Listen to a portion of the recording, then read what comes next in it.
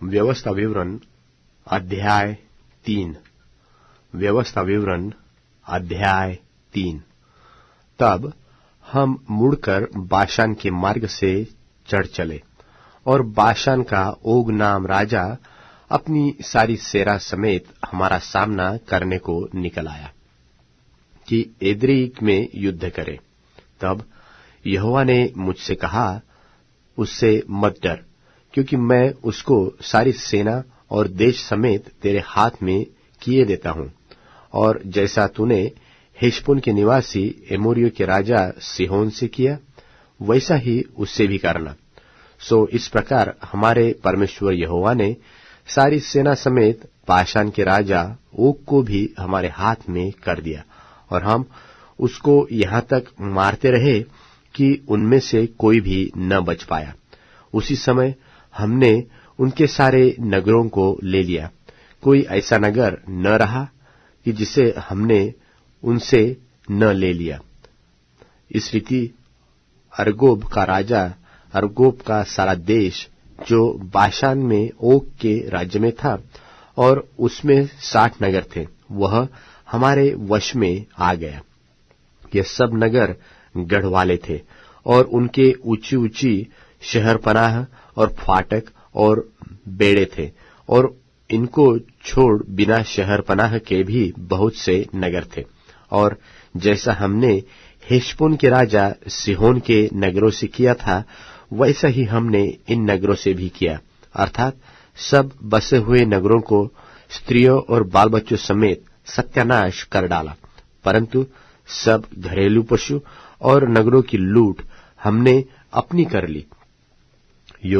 हमने उस समय यरदन के इस पार रहने वाले एमोरियों के दोनों राजाओं के हाथ से अर्नोन के नाले से लेकर हेर्मोन पर्वत तक का देश ले लिया। हेर्मोन को सिदोनी लोग सिरयोन और एमोरी लोग सनीर कहते हैं।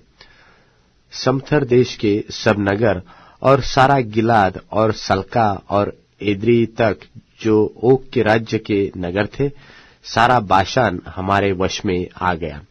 जो रपाई रह गए थे, उनमें से केवल बाशान का राजा ओग रह गया था। उसकी चारपाई जो लोहे की है, वह तो अम्मोनियों के रब्बा नगर में पड़ी है। साधारण पुरुष के हाथ के हिसाब से उसकी लंबाई 9 हाथ की और चौड़ाई 4 हाथ की है।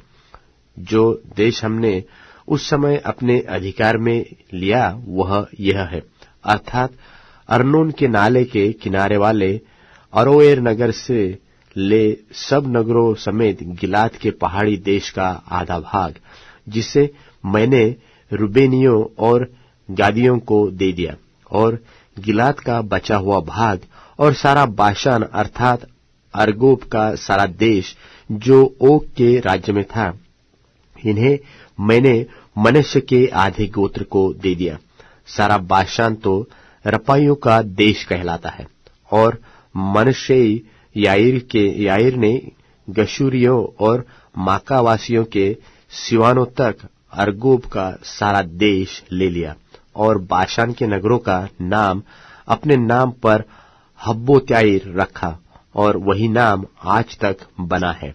और मैंने गिलाद देश माकीर को दे दिया, और रूबेनियों और गादियों को मैंने गिलाद से ले अर्नोन के नाले तक का देश दे दिया, अर्थात उस नाले का बीच उनका सिवाना ठहराया, और यब्बोक नदी तक जो अम्मोनियों का सिवाना है, और किन्नेरेत से ले पिसगा की सलामी के नीचे अराबा के ताल तक जो खारा ताल भी कहलाता है, अराबा और यरदन की पूर्व की ओर का सारा देश भी मैंने उन्हीं को दे दिया।